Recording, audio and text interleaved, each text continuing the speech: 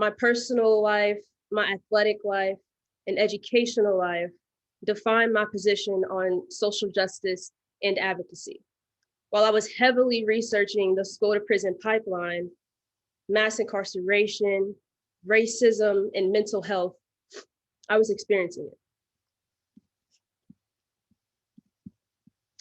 I'm gonna share my screen really quick.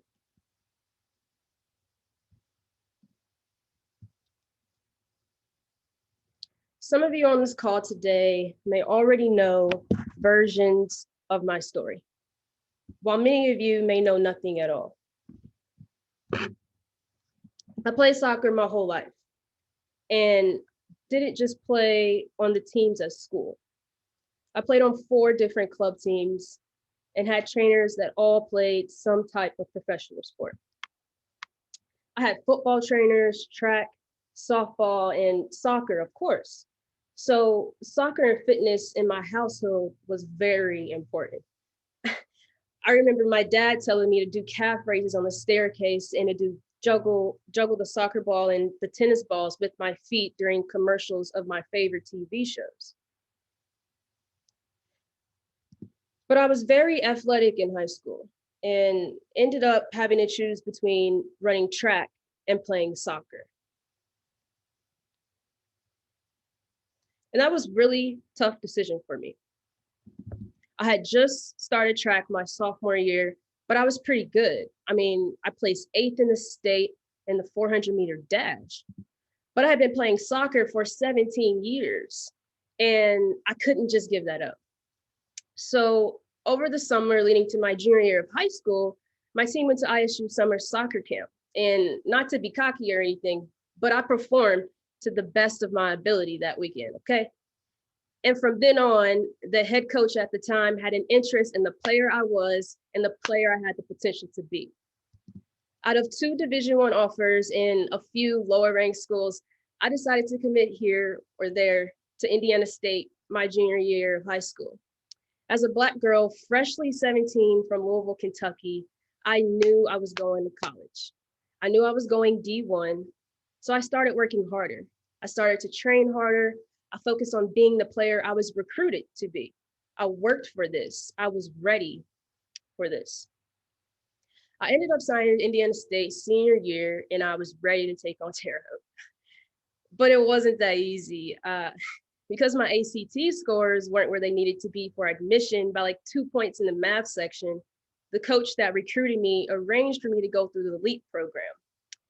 And this was a summer school with 2 college courses for incoming freshmen. The program actually ended a year after my class had passed, but the program was during summer conditioning and I was a freshman. It was vital that I be there. I had class during the day, a curfew at night, and some random evening events throughout the week. The circumstances were highly unfortunate.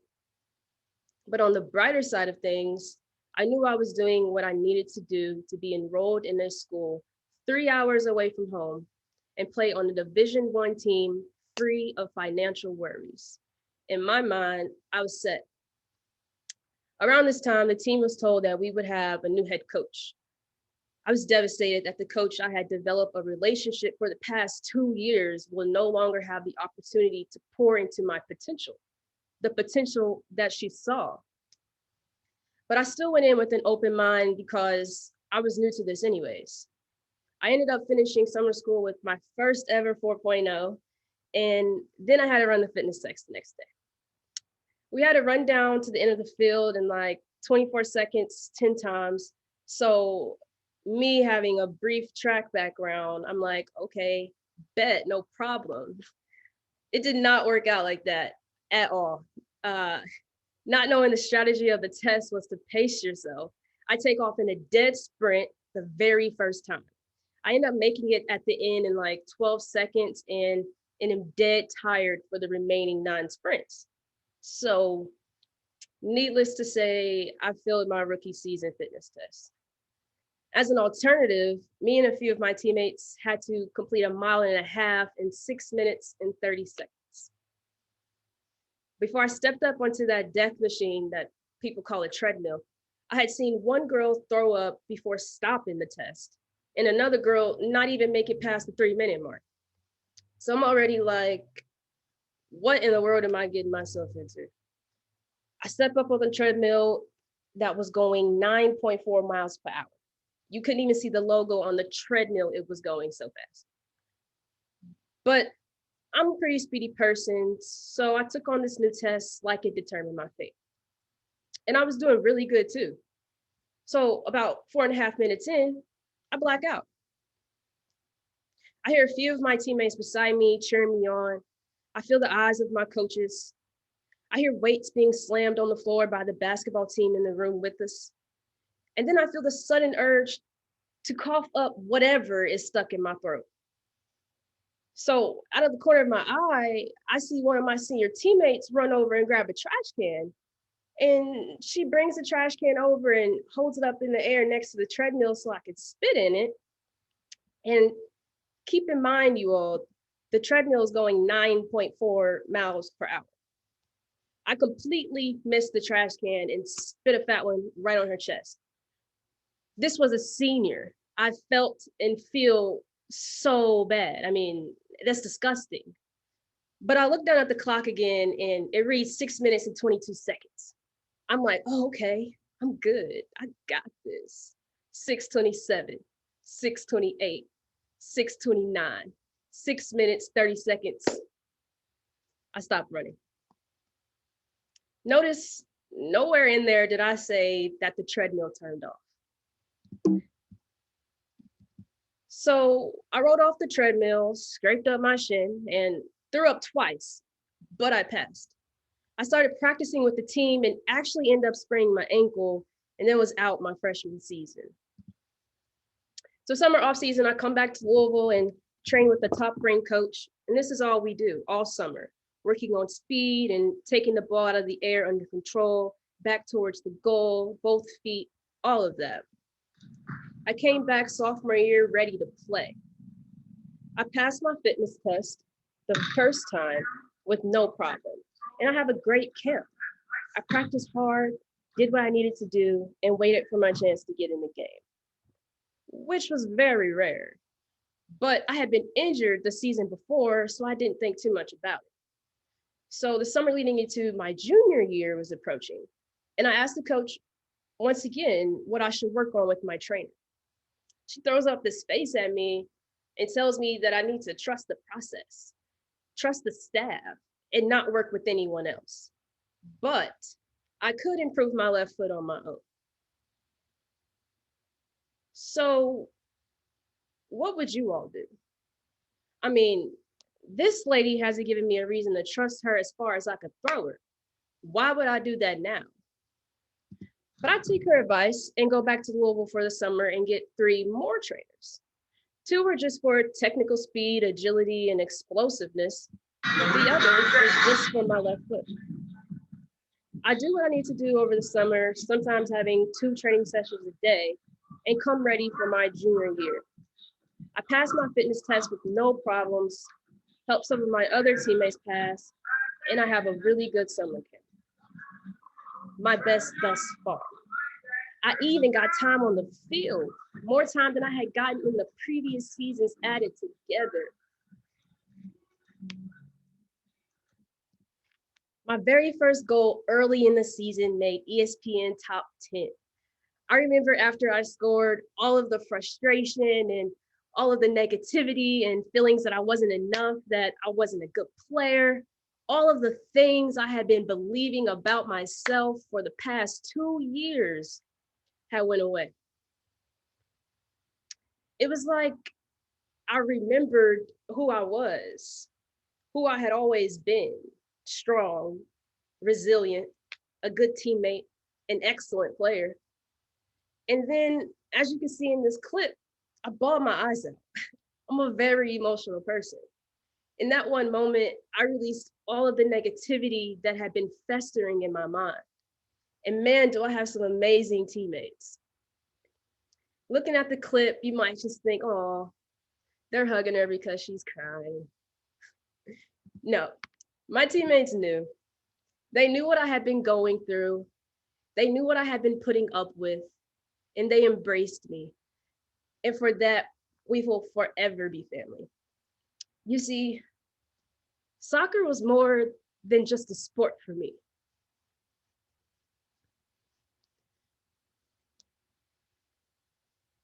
Excuse me.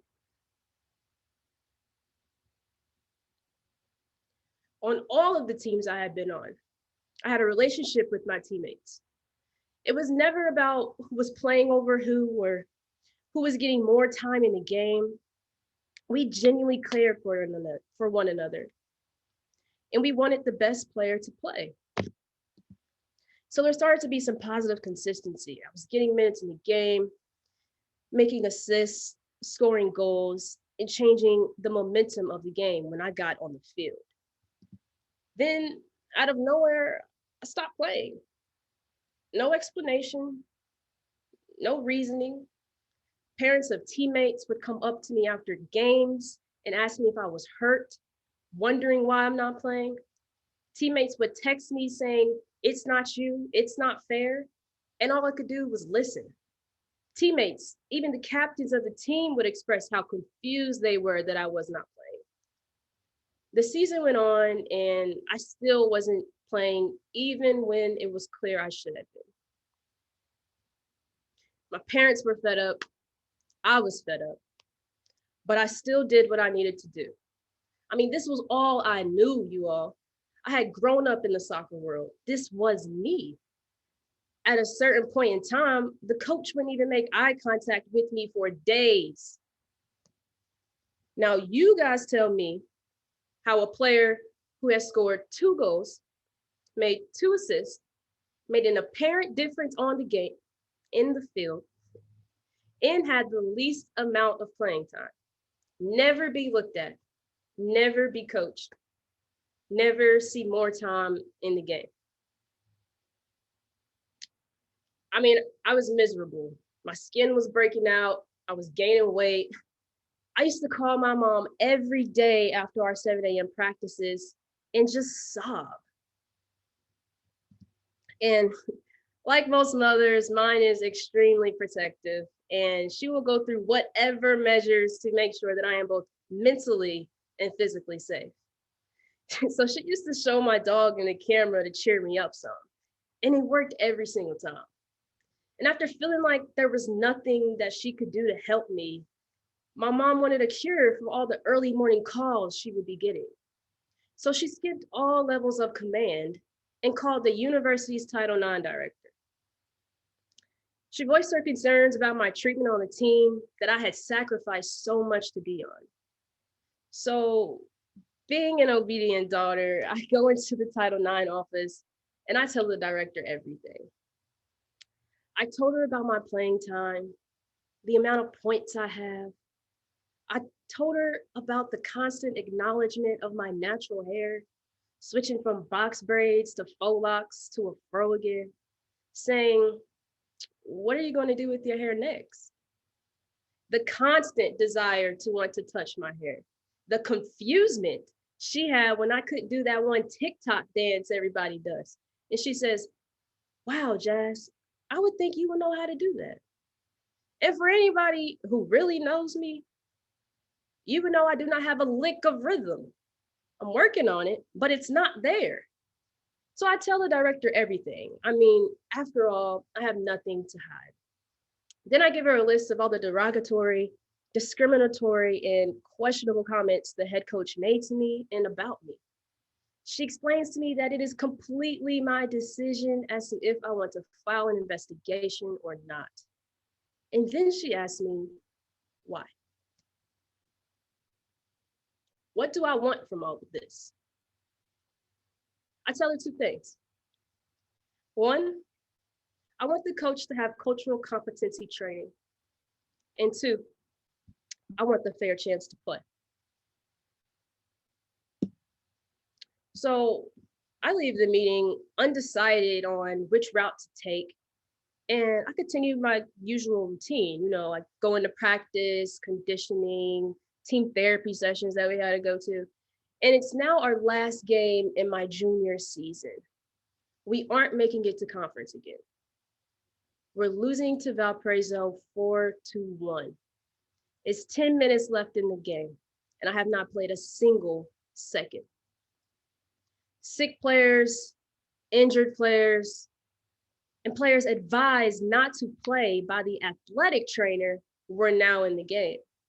I stood there for 90 minutes, being sure to go for a jog and stretch every 10 just to stay warm. To say I was devastated is an understatement. I had not played 1 second in the last game of the season that we lost 5-1. And the 1 point was a penalty kick. I was humiliated after the game. The next day, I go back into Title IX and I file the investigation. I give her a list of people that should be interviewed to speak on my behalf, one being the only other Black girl who was previously removed from the team and who I know for a fact had similar experiences as me. And she's actually in the room with us. Maya, just say hi in the chat if you could. I miss you. I hope you're doing okay. Hey, everyone. But I leave the meeting with high hopes, which again were cultural competency training and a fair opportunity to play. So we come back from winter break, the second semester of my junior year begins. And the investigation ends. It said that there is insufficient evidence to determine discrimination, but there was evidence of a hostile environment. Unfortunately, Maya was never interviewed. So, feeling defeated, I was lost and curious as to what my consequences would be for speaking out. The assistant AD calls a meeting with me, and I go in not knowing what to expect. I walk in the smallest closet of a conference room I have ever seen, by myself, to see 3 coaches and the assistant athletic director sitting at a table with 1 open seat. The first thing I am asked is, have your feelings about the program changed? I was truly confused because the program was never in question. So I say, no, they have not. Then I'm told that they are prepared to release me from the team and I will still receive my athletic aid each month while remaining on scholarship. So it was either I go back to the same situation with no changes, no staff diversity trainings, no discussion to work the problem out, or I take my emotional health, I take my mental health, I take my physical health, and I take my money. Have any of you ever just felt like a ghost in a room full of people and a burden when noticed?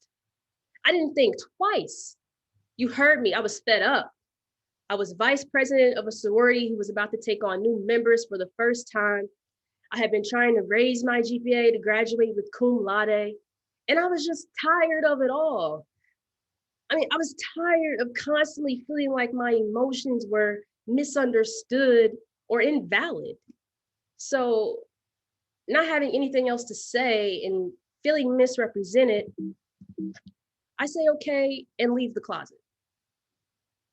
Everything that I have worked for, the sleepless nights, the tore up knees, playing with sore feet, playing in the rain, playing in the cold, playing in the snow, everything I've worked for, everything I worked for, you all, sacrificing my summers to go to camp, sacrificing hanging out with my friends, sacrificing dating. I mean, I had been training 5 to 6 days a week and it was just over. I couldn't say bye to my teammates. I couldn't grab my things from my locker. I can't even remember the last time I stepped on the field. I can't even remember the last game I played. My career was over. Something I worked so hard for 17 years was over in 4 minutes. So during my final days at ISU, I had a bunch of free time. I ended up devoting the extra time I had to starting a voter registration group on campus. I got a job making the ISU student media website page look pretty. And I even tapped into some creativity and started to make flyers. And if I'm being completely transparent, I often had thoughts of exposing the program on the university website. It was the radical in me, and I really just did not like being silenced. But I placed my energy elsewhere. I started to look for graduate programs in school psych. And after speaking with the director of the school psych program here or there at ISU, I was introduced to the director of IU's program. And then I started having withdrawals. I was sad. I didn't have any energy. I kept putting off my research. I wasn't hanging out with my friends. So I went to the rec with my roommate, hoping to work out and get out of the funk I was in. And I ended up seeing some guys playing soccer. Seeing how sad and down I was, my mom actually reminded me that I had an extra year of eligibility since I hadn't played my senior season. So I ended up emailing schools that had school psych programs and soccer programs. That's when I heard back from Texas State and San Marcos. I went on an official visit to Texas State in October before COVID hit, and actually ended up committing to them shortly after that. The coach at Texas State had promised me a walk-on position, and then my second year of grad school, I could be a grad coach. And just like that, I was back in the game. So I thought. This sounded great at first, but the bottom line was I did not want to be in another soccer environment, and definitely not for free. So I had to make a decision. It was either IU or ISU. ISU offered me an assistantship with paid tuition and a stipend. IU offered me no money, but they did offer my interest on a platter: social justice. The thought of staying at this institution or that institution for another 3 years was completely out of the question. I had only applied because it was a free application. I mean, I wanted no parts. But can you blame me? I had been told I wasn't able to commentate ESPN3 soccer games because it was best I keep my distance from the team. I didn't even apply for the position. The boss had asked me to do that. To me, it felt like I was still being watched, like they were still keeping tabs on me. So I graduated with honors, cum laude, with a 3.7 GPA, and with an offer of enrollment from IU, just as I had planned. Everything was in alignment. The extra time I had gotten from being removed from the team turned out to be a blessing. I never would have had the time to devote to my grad school search. I never would have been able to complete and be successful with my research to the extent that I have been. I never would have been able to set up a booth and educate Black people in my city at a community event. I never would have been given advice on how to turn my research into a nonprofit. I never would have been able to help lead and orchestrate protests in Breonna Taylor's name. I never would have been introduced to the amazing professionals that have assisted me throughout my growth, some sitting in this room today. And I never would have found my purpose to educate, to teach, to speak the truth, our truth. This is what brings you all here. This is the journey that I had to grow through. This is my passion. Although I did not go to prison physically, I was there mentally. I was psychologically locked down. A lot of the stories I'm telling you all today had to be recollected.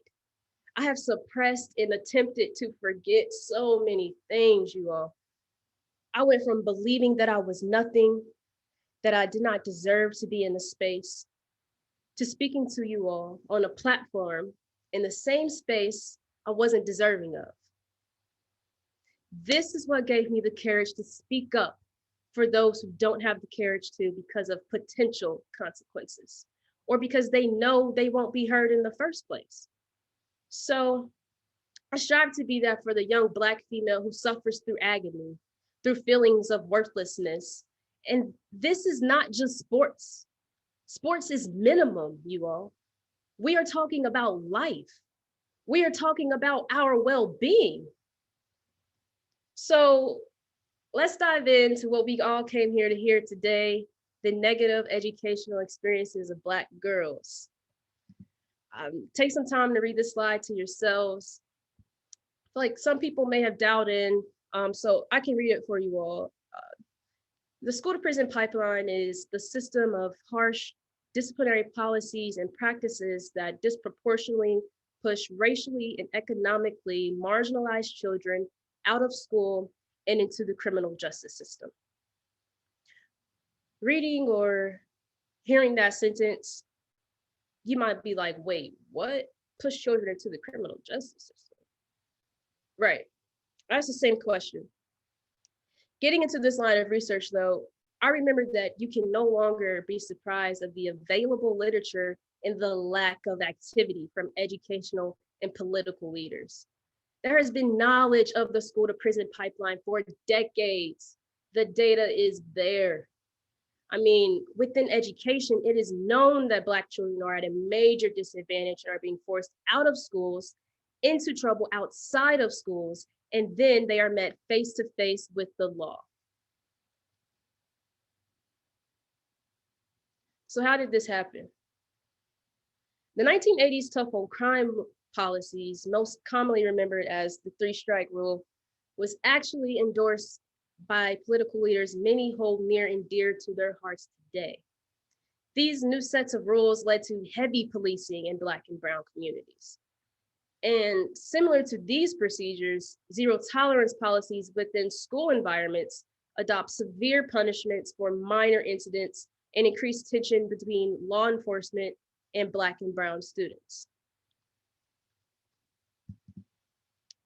So to describe the inequities Black women experience, Kimberly Crenshaw began to use the term intersectionality.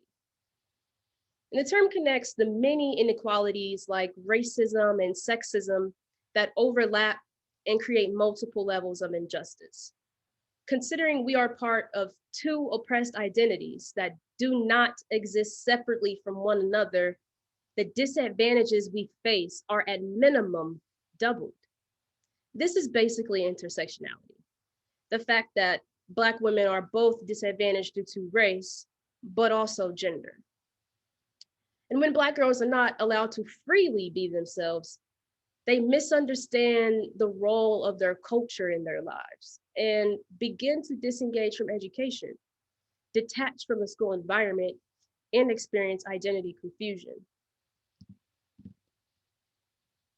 So in taking the idea of intersectionality into account when discussing the school to prison pipeline, we notice a major difference in discipline in which Black girls are overrepresented in all categories. While only representing 14% of the female population, Black girls account for 30% of all girls referred to law enforcement. They are also suspended more than girls of any other race or ethnicity, including white, Asian, and Latino boys.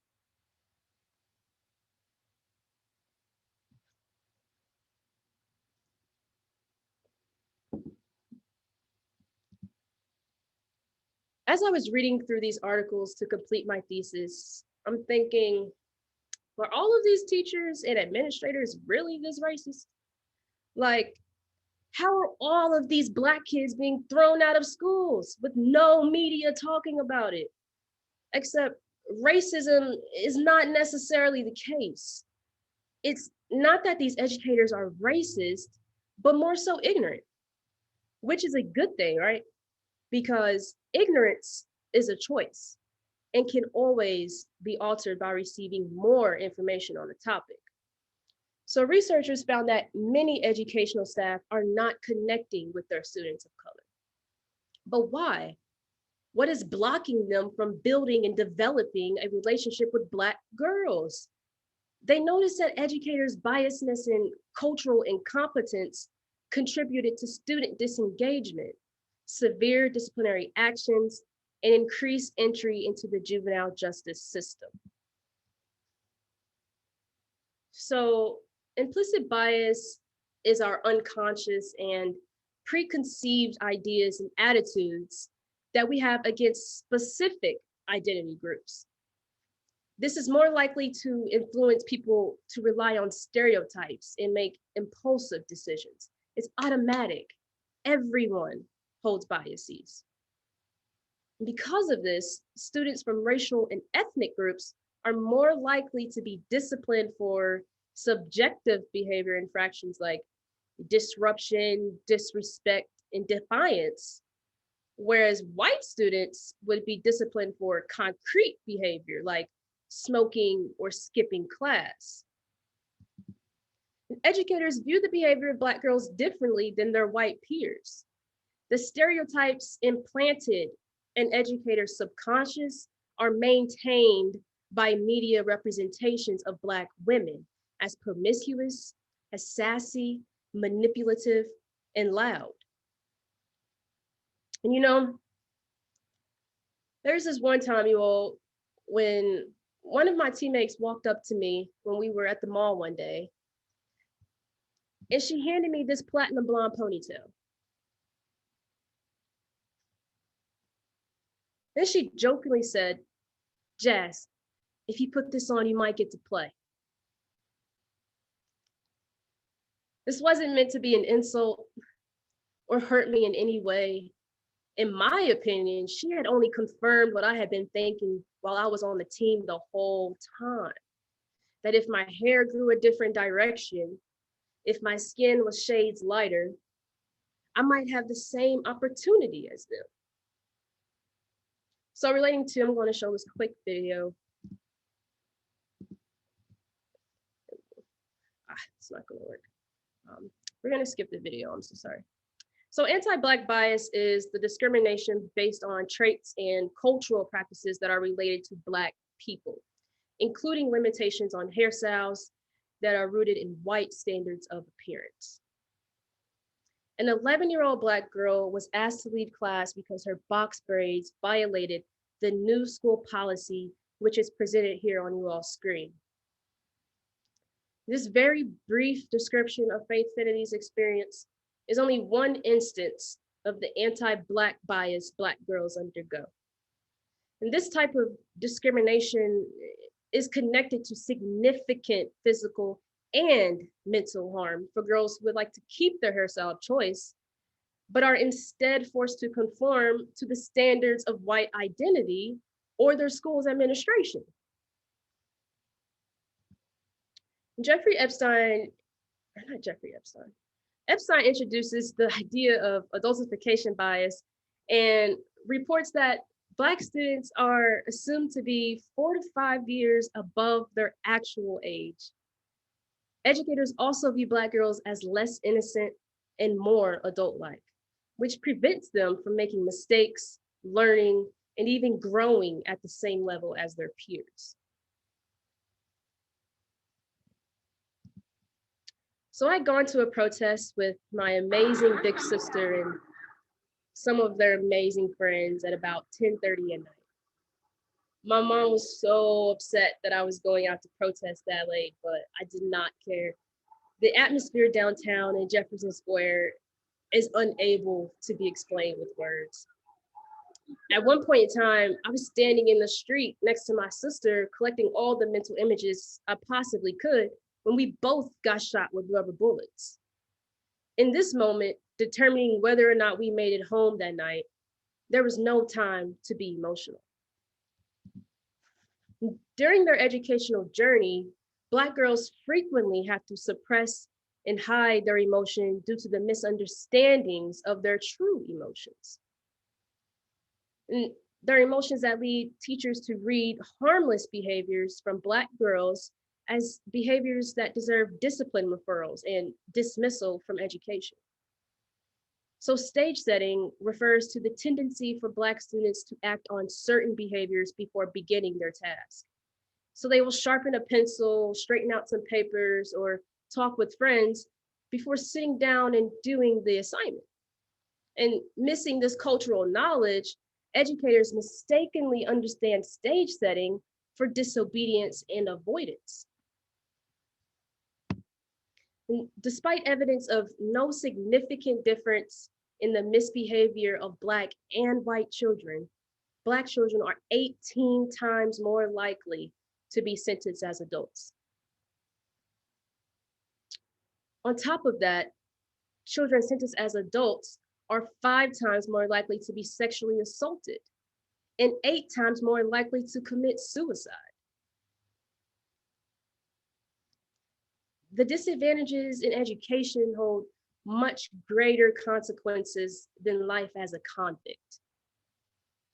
So the unchecked prejudice and bias of educators that is learned through the media have led to the suspension of Black girls at 7 times the rate of all groups of students. And once a Black girl is suspended one time, her chances of dropping out of school increase by 77.5%. Her self-worth isn't being developed. She's disconnected from her friends.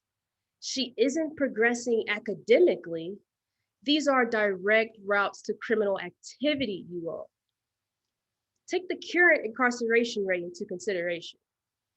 Black girls are only 14% of the population, right? But they represent 18% of young adult inmates.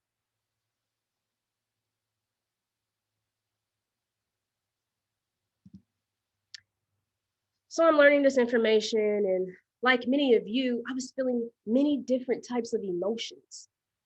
Relief that I had not been imagining instances of superior inadequacy in my mind. Anger that leaders had not yet fully addressed this issue.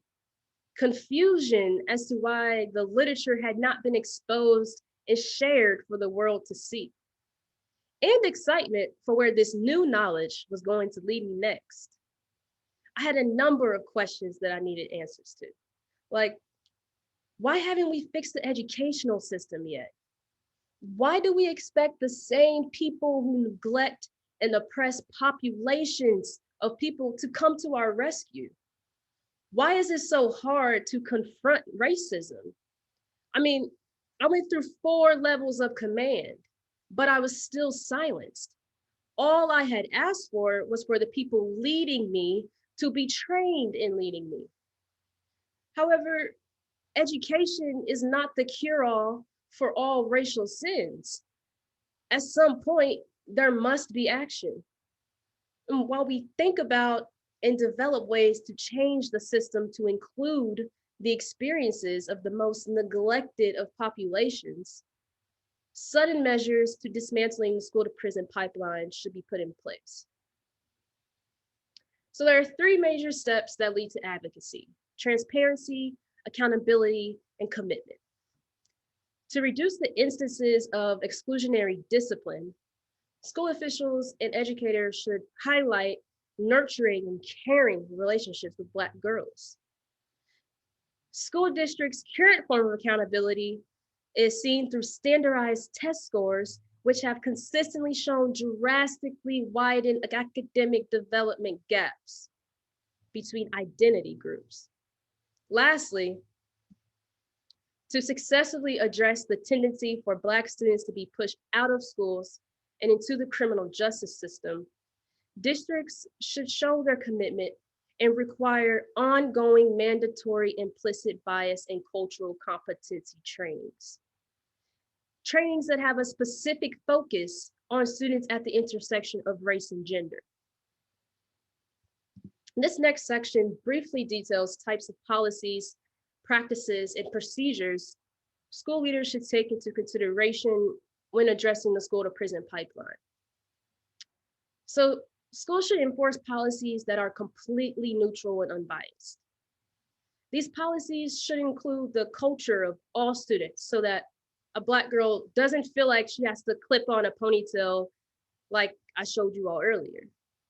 The policies should be welcoming and allow students to be their natural selves. And the practices of the school should include intervention. It should include trainings for teachers on the emotions of Black girls and programs on how to effectively build those relationships.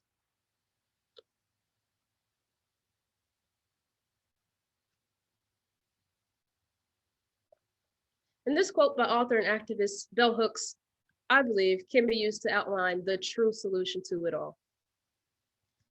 Once we truly choose to love, which in her definition is to promote the growth in one another, we will move against oppression and towards freedom.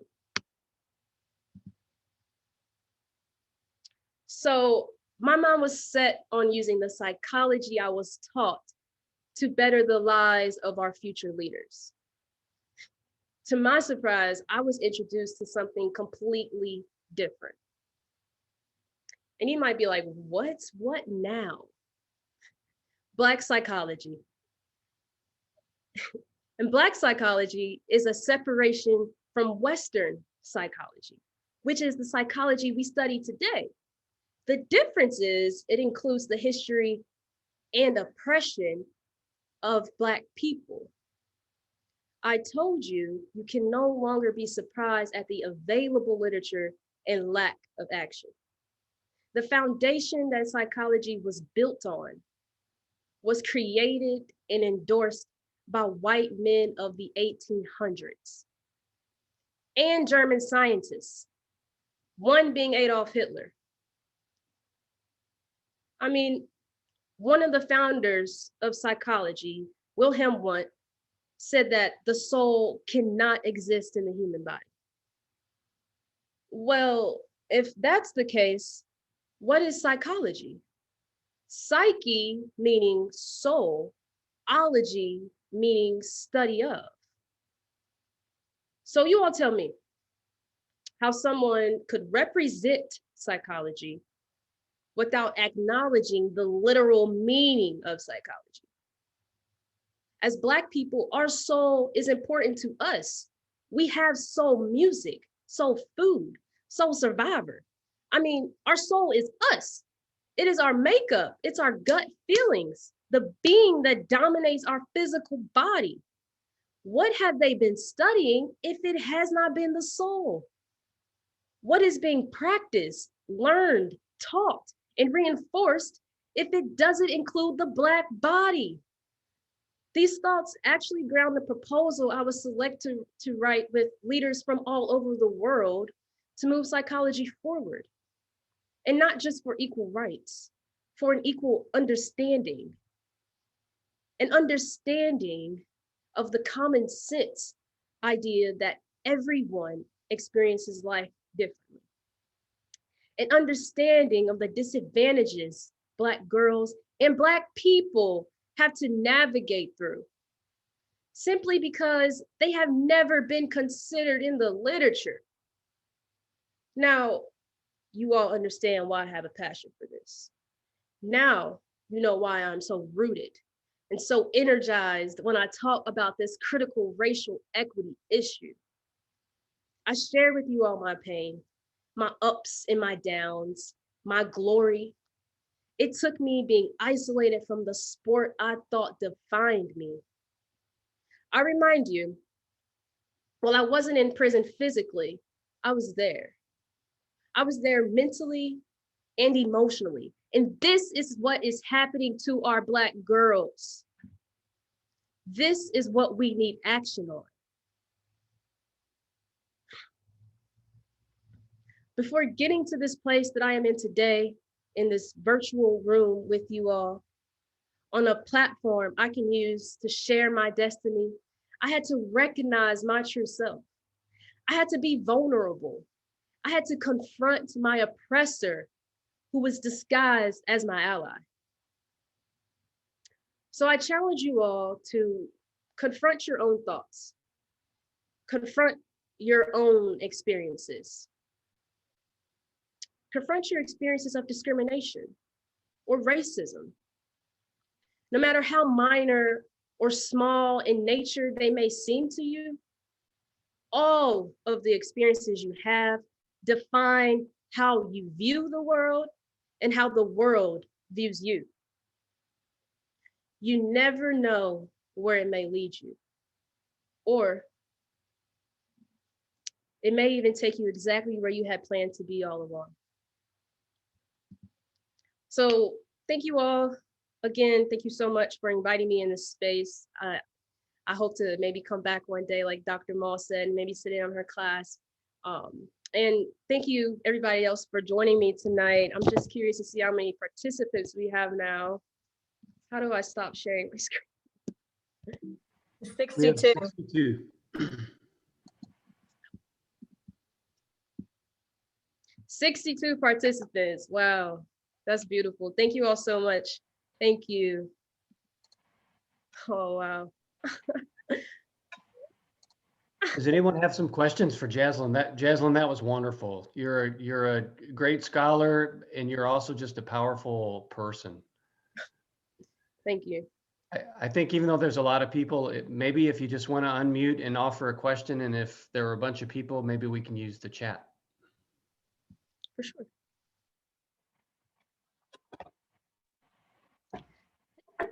Jazlyn, I don't have a question, but I want to say something to you. I'm in awe. I have to tell you that I've taught for 24 years. I've seen a lot of students start as freshmen and continue their journey. And I feel like I just watched a supernova take off. I have to tell you, I'm actually in tears. You're going to change this world. And that's not me being nice to you, Jazlyn. I feel kindly towards all my students, but you're extraordinary. And I feel so, I really am in tears. I want to let you know that. I feel so privileged to have had even one moment with you. And, you know, in 20 years from now, I'm going to say I knew her when. Supernova, all the way. Jazlyn, this is Dr. Phelps. How are you? I'm good, Dr. Phelps. How are you? Well, I am just so proud of you and so honored and humbled to know you. And thank you for speaking on this topic. I think you're really highlighting that we really, as educators, not only in K-12 education, but higher ed, we have to do a better job of creating inclusive environments for all students that are equitable. And so thank you for speaking on this topic and being vulnerable with us. It takes courage to be vulnerable in a room of so many people, to speak about your own personal experiences and your own ability to reflect on the discrimination that you encounter. So, you know, I wanted you with me here at ISU in the school psych program, but I'm so proud of you, and I know you're doing great things at IU, and you're gonna go on beyond IU and just make us all proud. And I know your mom is extremely proud of you as well. So.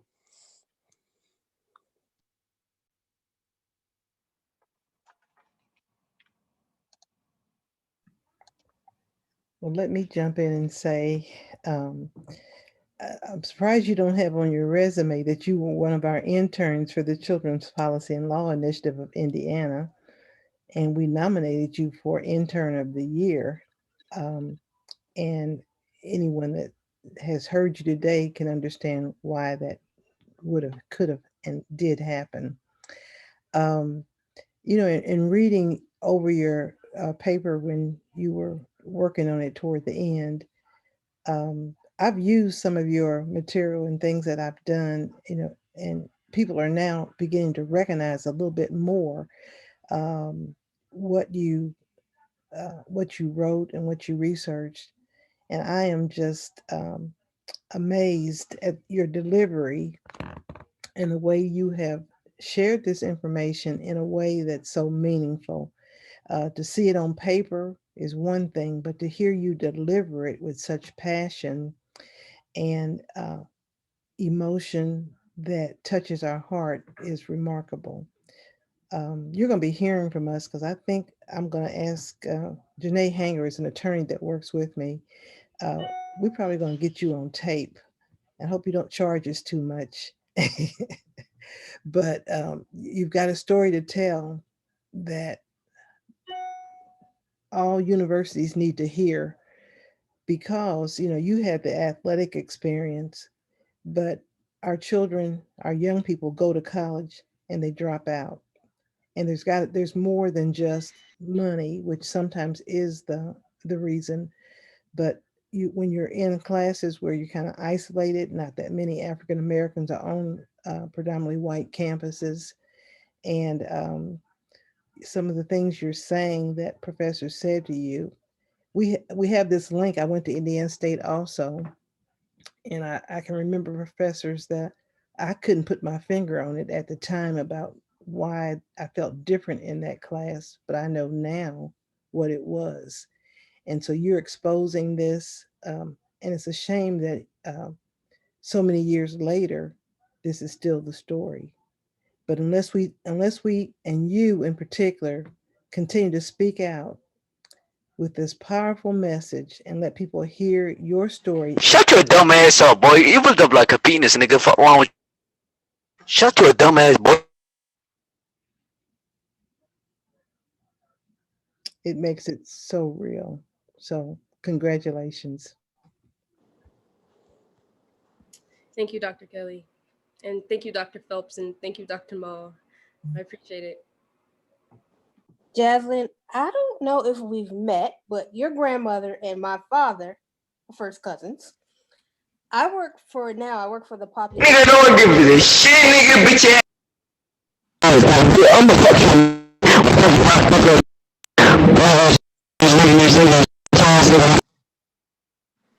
Yeah, that's Zoom bombing has been an issue. But as I was saying, I work for the Population Association of America, and I manage the program for our annual meeting. Our members are demographers, so they do a lot of this research. And I have to tell you that I'm actually in the process of planning, doing my 6th meeting since I've been here. That your presentation, your research has been as good as anything that I've seen since I've been here, and I am very proud of you. And that was, this is a subject that's very dear and near to my heart, as I used to be a mentor for young girls. So just want to tell you did a great job, and I've seen a lot of research over the years. I would like to ask a question, if I may. Can you guys hear me? Yes. Yes. Okay, if so, my question is pretty simple. Again, I have enjoyed every part of this. What would you say to the 19-year-old who comes to college, who has a story but is afraid to use her voice? And the reason I ask that, because often when you have a story similar to yours, you also have people right alongside with you tell you, you don't tell your business like that. You don't do that. So what would you say to that young woman who has a voice, who wants to speak out, but is being discouraged from doing so? For sure, and that's a great question.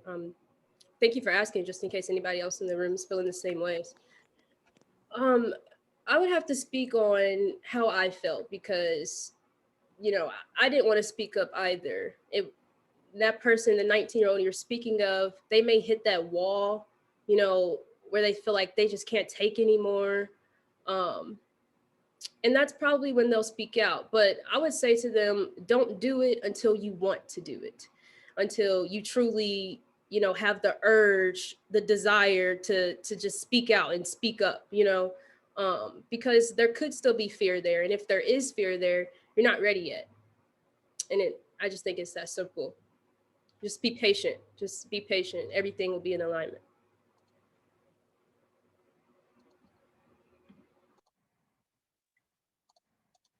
Stacy, did you want to add something?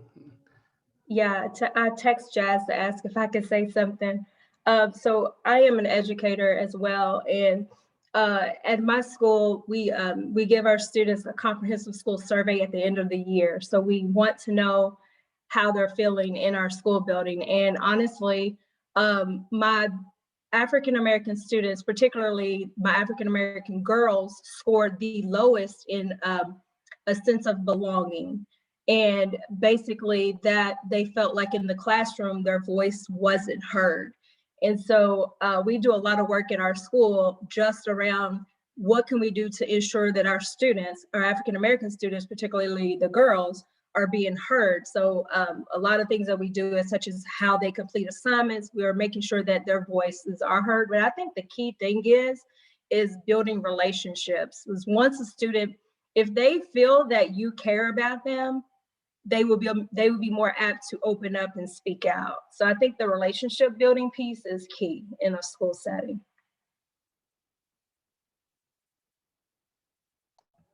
Is this Mom? Yes, ma'am. Oh, so nice to meet you. It's nice meeting you as well. I don't have a question, but I just wanted to say that I am so proud of my sister. You did a great job. I got on a little late, but those ending words were so encouraging. And I actually will be in touch because, you know, I'm going through a little bit of the same thing. So, but it was so great. Yeah, I'm so proud of you. Thank you, sis. Hi, Jazlyn. I'm sorry. It's your sorority sister, Pam. I too graduated from Indiana State in 1992. And I just want to join in both. I believe your dad is on the call too, your mom and dad. I'm equally as proud. I joined them. I feel like I am a side little parent of you because I know your mom and I pledged the same year, so you could like be my daughter. But anyway, I am so excited to be here, and I think about my time at Indiana State, and you know, like Gwen Kelly said, same issue, different era, and I wish that I had the boldness that you have to have spoken up when I went through some of those things at Indiana State. So I appreciate your transparency, your courage, and you just continuing your education and, you know, digging deep into the cultural competence need. It's not just needed for college students. You know, I've been with my company for over 21 years and we still need some cultural competence at my white collar job. So it's everywhere. One of the things that you said, and I put it in the chat, is your oppressor being disguised as your ally. That is so powerful, and you see it in the educational environment, and I think we also see it now in the political environment as well with what we're going through. So I just encourage you to continue what you're doing. My question for you, is there anything that you would have done differently while you were at Indiana State to deal with what you were faced with?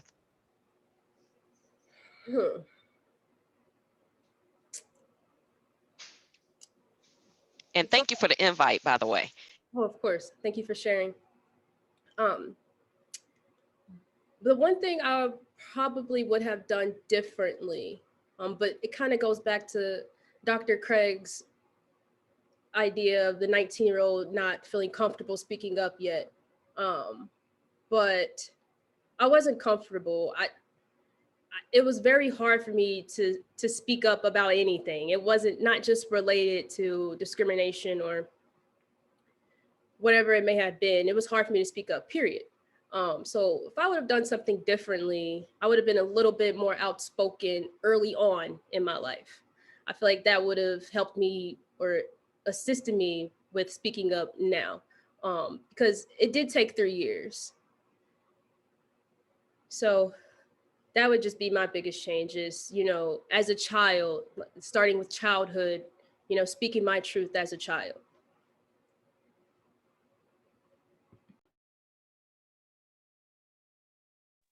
Thank you.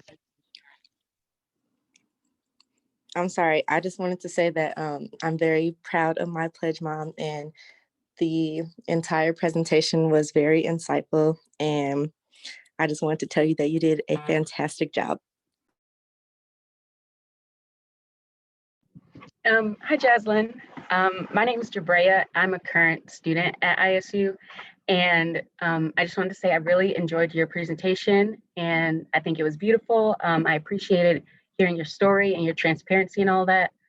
And I feel like it was really helpful for me to hear because like right now, in a lot of the programs that I'm in, if it's like I'm the only Black girl, and if it's not that, then I'm the like only person of color, period. And being in spaces like that is really hard because I do feel like I don't belong, and I feel like it's harder for me to speak up and like say things or voice my opinion. So it's like comforting to know that like I wasn't really the only one going through this.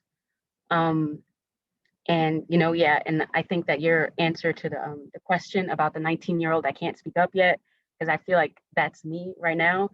So I also appreciated you saying that sometimes it's not the time, like it it it comes with time, and if you can't do it now, then you'll do it eventually. So I have hope that that'll happen.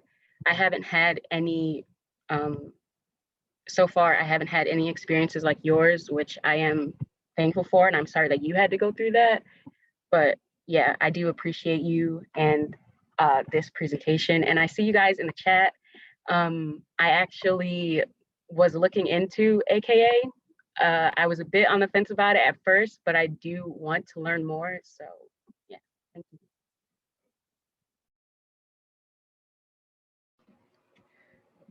Jabrea, if I can just speak to what you were just saying. First of all, don't compare your experience to anybody else's. You have your own experience, and while it may not look like mine or sound like mine, it's your own, and that's what you go through. And the second thing I wanted to tell you is feel free to reach out. I know how hard it is to be the only one. I still am the only one.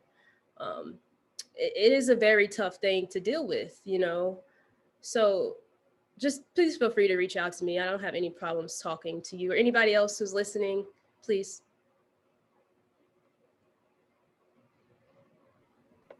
And Jazlyn, thank you for that offer. I do have a 21-year-old daughter, of course, African American, natural hair. She's in the School of Nursing at SIU, and she is like one of two, juniors in that program right now. And I would love for her to reach out to you. And I see that this segment is being recorded. So if it's made public, I would love for her to watch it. I wish I would have thought to have her join us this evening. Very, very powerful. Thank you. And maybe I could, if it is recorded, probably get the file and send it to you so you could send to her. Okay, wonderful. Thank you. No problem.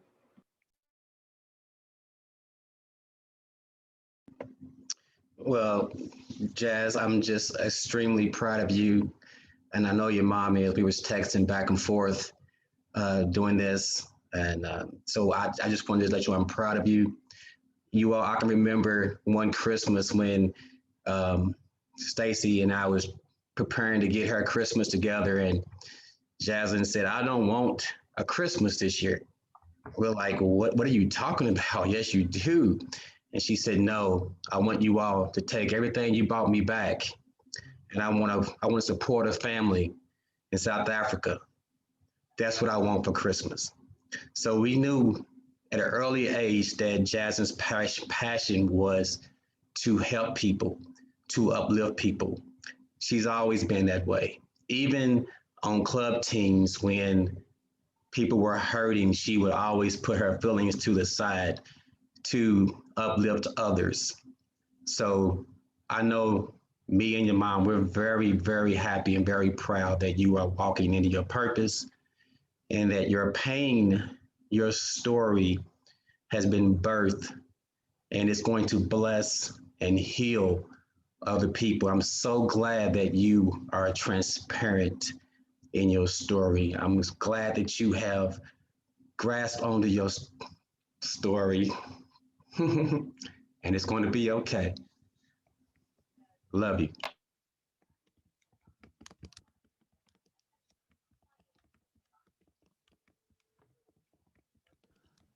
Hey, thanks so much, everyone. I just want to like put a comment in here.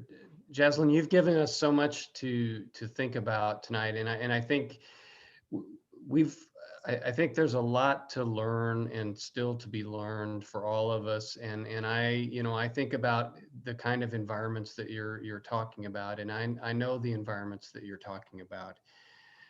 And one thing that I don't want to, just from a student and scholarship standpoint, that I don't want to let get away from us is, there are lots of scholars out there that do research and present the results of studies, and they're interesting.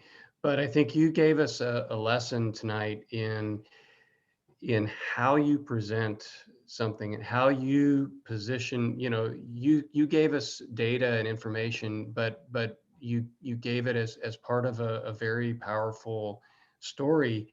And I think that's something from scientists to social scientists to advocates that everyone can learn. That I think that there are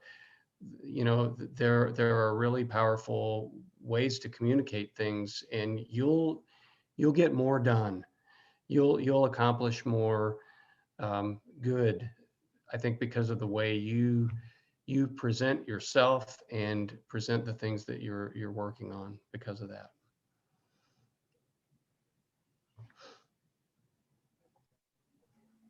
Hey, Jess, I just wanted to say, thank you so much for even having this discussion. Just knowing what you've been through and what I've been through, no one could have said it better, honestly, not me either. You laid everything out so clearly and in such a palatable way for everyone. And I mean, you captured the experience perfectly.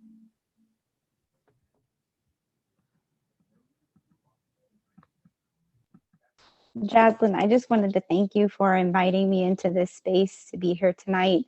I'm one of Jazlyn's classmates. I have the privilege of being her current classmate at IU, and she shares this same passion in classes that she shared tonight. She encourages us to think critically and to think about how we can grow and do better to serve the students that we work with. So I feel really fortunate to be in class with you, and I really appreciate being here tonight, so thank you.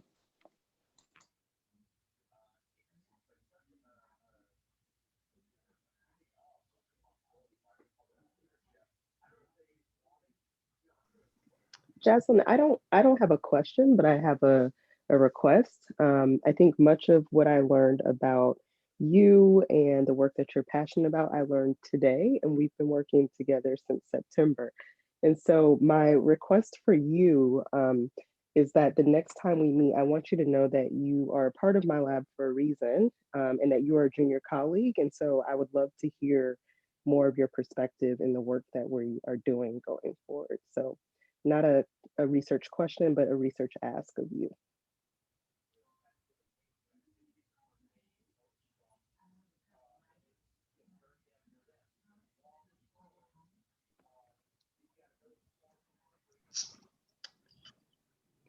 Can you share some of what you're going to do this summer? I can. Dr. Clinton's on this call. She could explain better than me, but I can briefly talk about it. So I had an interview, a school psychologist or someone in psychology who was a leader. And I interviewed Dr. Amanda Clinton, and she has her camera on now. Hi, Dr. Clinton. So I interviewed her, and we connected, talked to her again. I sent her my 5 to 10 year goals. And now she selected me to be one of 3 people from the United States to be in APA's Leadership Institute, American Psychological Association. And we're working on a proposal, like I had mentioned, to move psychology forward, either within climate change or mental health equity. So that's what we're working on now. We have presentations by some pretty powerful guys. And everybody in the leadership program is from all over the world. So we have people in Uganda, Uzbekistan, Paraguay, right, Dr. Clinton, Italy, United Kingdom, Canada, Japan, Tokyo, Senegal, who I got paired with a mentor from Senegal by the name of Ismihan Soukinia Diop. And she has a major research focus in African mythology and femininity. So it's perfect for me. And yeah, that's what we're doing now, actually, up until November of next year, when we'll be going to a summit in Colombia. So super excited about that. Dr. Clinton, thank you again for choosing me.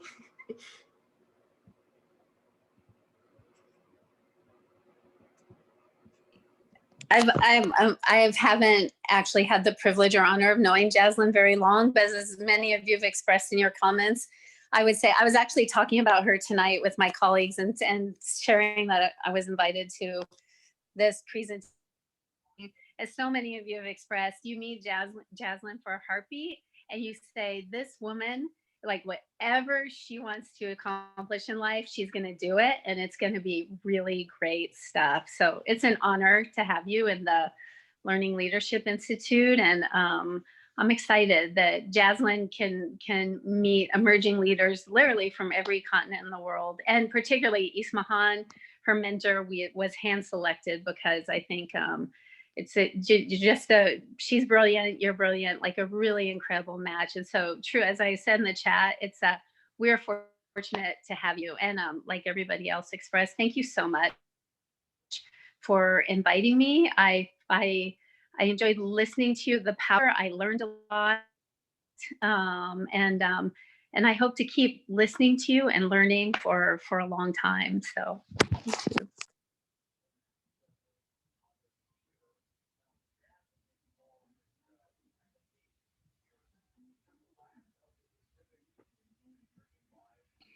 Well, I just want to say that this is Jazlyn's sister.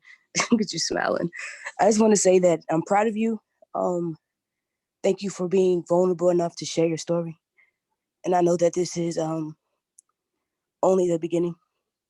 So I can't wait to come to your, meetings when there's thousands of people listening to your story. So keep it up.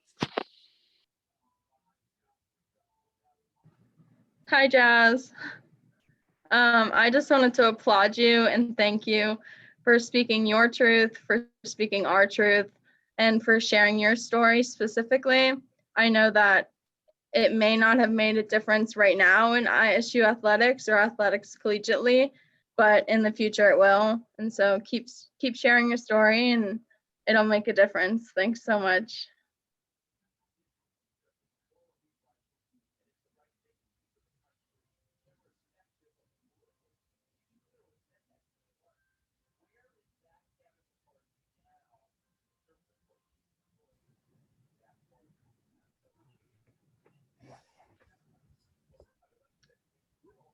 Thanks so much, everyone. This is the best thing that's happened on Zoom, I think, so far in the new year. Maybe the best thing that's happened on Zoom for the Honors College since we've been on Zoom. Jazlyn, is there any final thing that you would want to share? And we will try to make this recording available. Yes, that would be great. Thank you. I left it all out on there. I guess the last thing I want to say again is just thank you, Dr. Beerley. Thank you, Katie, for going back and forth with me on emails. I know I'm a pretty meticulous person, but the flyer looks great. Thank you all for joining in.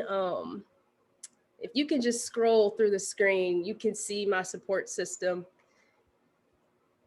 And I'm just at a loss of words. Seriously, it's amazing. I'm so grateful. Just thank you. Thank you, Jazz. This is, my name is Anthony, everyone, and I'm Jazlyn's uncle. And I just want to share that if only you guys knew what or how this passion is really deep within her. I mean, we spend in the time and the research that she puts into developing this story and to be able to put this together for you guys, it actually comes very effortless. I mean, it is amazing to watch her, to be able to translate you know, some of the things that she's able to translate, and you know, to be able to try to unify everyone. She has the biggest heart, like everyone has said, Jazz. So I just want to say, you know, that, and I wasn't going to say anything at all, but I just can't help it. You know, I'm just so proud of you. I'm so thankful that I'm gonna be around to be able to see what you're gonna do in the next 10 years. And I encourage everyone that's on this call to follow her, to encourage one another, because I think that's what this is all about. So congratulations. Thanks, Unc. Hi, Jazlyn. Can you hear me? Yes, Nana. Hi, you guys. I am Jazlyn's grandmother. I'm Darren's mother. And I just want Jazlyn to know, and I tell her all the time, that the world has not seen anything yet. And I ask God all the time to let us live long enough to see his fruition for her. There's great things out there for you, Jazlyn. I know it. God has showed it to us. He's showed it to you. We just need you to walk in what he has for you. You are blessed and highly favored. And we love you, and we're so very proud of you. You go, girl. Thank you, Nana. Love you too.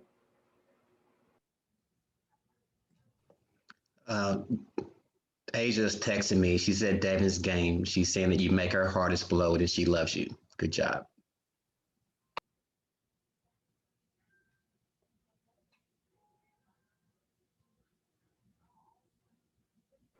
So I guess I'll give another final message. No, I appreciate everybody's kind words. If I didn't get to say thank you directly after you said something, hear me now. Thank you so much. I'm so grateful for where I am today. I'm grateful for where I have been, and I'm extremely grateful for where I am going. I'm glad I got to share my support system with the people on this call also. Like Dr. Carrick said, the space, the energy in this space is captivating. And this is literally the energy that I am in all the time. I stay surrounded in the love by my family. And I'm honestly glad that all of you got to also feel the love some type of way. I'm sure something one of them said spoke to you.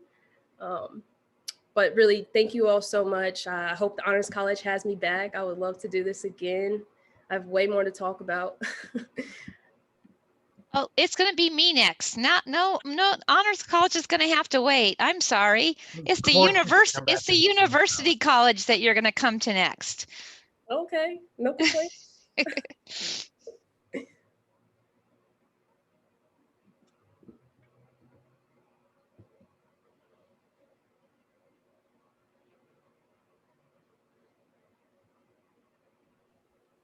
All right, well, thanks so much.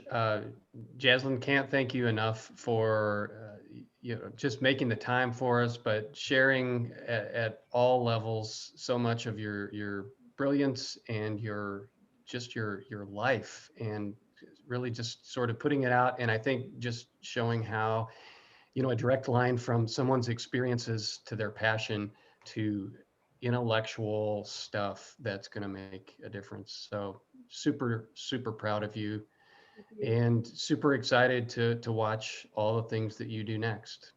Thank you. I know they'll be great. I don't know if y'all are still taking accolades. This is Vivian, Jazz's other granny. Without even having to say it, she knows the pride that I have in her for everything she does, for her whole attitude on life, for her giving and generous heart, to put herself out there like that, to let people know, that there are problems and we need to do something about them. And I'm just extremely proud of her. It's taken me this long to get on because I've been sitting here crying. Tears of happiness and joy, really.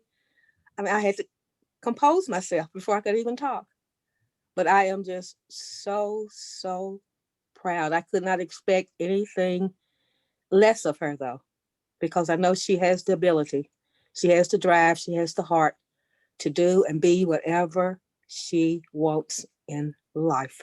And she will be known She knows I've told her that a million times. People will know your name one day. You'll be known. And thank you.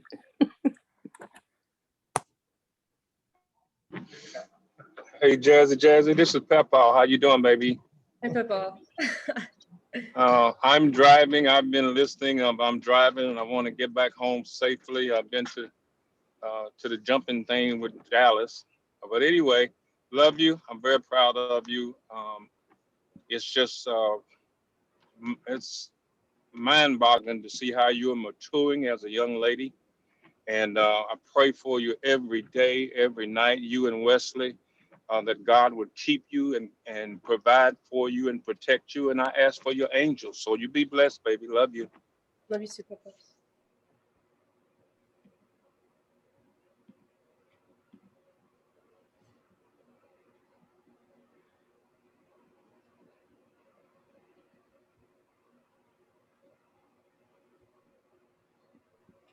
All right, well, I feel almost guilty ending the Zoom meeting. That'll be the first time that I've had that emotion too. But thanks, and it won't be the last time. And you know, please either reach out to us or reach out to Jazlyn, whoever you're best connected to get a recording of this if you're interested in seeing it again. Thanks so much. Thank you again, Jazlyn, and good night, everyone. Be safe and well. Thank you. Hey, Katie, can we put this on the Culture Center's page? Is that possible? I think it should be. I'll follow up with you. Yeah, cool. All right. Bye, y'all. Happy Black Bye. History Month. Black History Month. Thanks, Jazlyn. Bye. Good Problem. night. Thank you for joining. Happy Black History Month. Thank you. Thanks, Jazz. No problem. Jazlyn and Sharnette. Hi, Sharnette. I miss you. I'm so proud of you. Thank you. But of course, I knew that you would do great things. This was excellent. Thank you. Hey, Jazz. What's going on? That was awesome. Thank you. We love you, Jazz. We love you. Love you. I love you too. Keep going, cousin. Keep going, keep going, keep going, keep going. Got you, of course.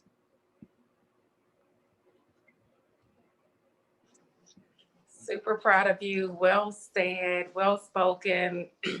So much that needs to be done in this country. And thank you just to your generation that choose life and choose prosperity over fear. And I'm just super proud of you. I cannot say it enough. The whole panel, everyone on here cannot say it enough. We see your destiny.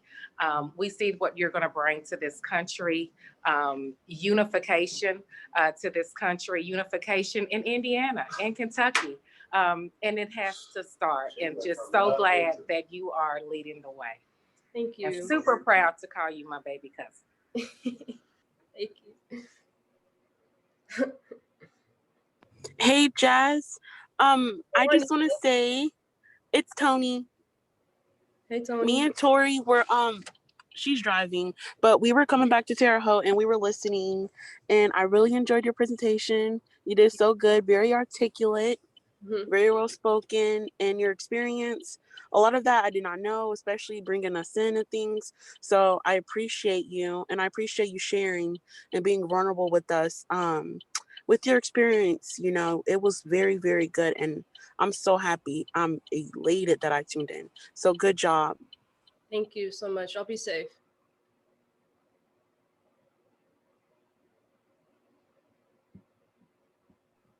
I want to say thank you as well, Jazlyn. I know you've got plenty of thank yous, so many. I don't want to steal your time, but I do want to apologize also for the Zoom bomb. I've never had that happen before, so we tried to act swiftly, but the room just focused back on you, and it was really amazing. And so thank you so much for your leadership.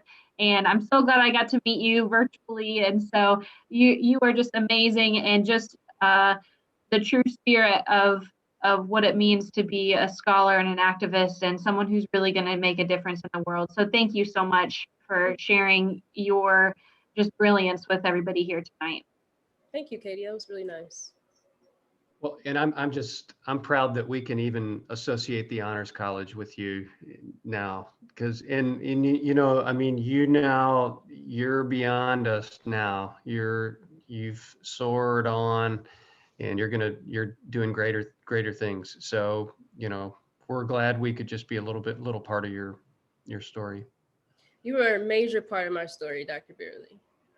I wouldn't have had an honors thesis if I wasn't in the honors college. So you have more of a part in this than you think. Seriously, I didn't even start out as an honors student. So I can't even remember how I even got in the honors college now that I'm thinking about it. So I wonder if it was Kate Sullivan, maybe.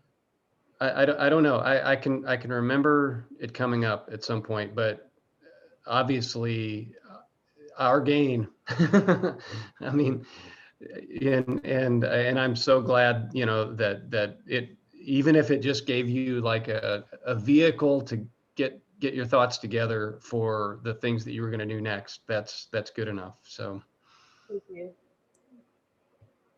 Really proud. So, well, please keep in touch, and absolutely, let's do this again. I know Linda's going to try to capture you for University College, but we'd love to have you back, whenever you have an opportunity. For sure, I'd love to. Have a good night, Jazlyn. Thank you. Bye. Thank you all again. Thank you. Yep. Good night, everyone. Good night.